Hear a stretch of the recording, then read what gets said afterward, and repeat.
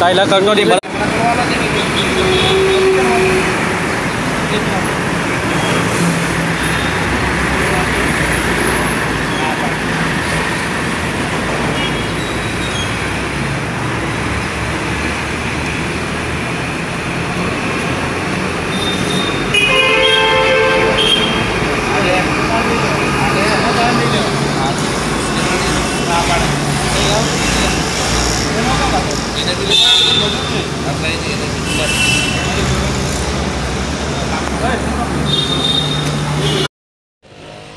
આ તમે જે એફઆઈઆર નોંધાવી મયુર વિરુદ્ધ, તે મયુરે શું કરેલું હતું?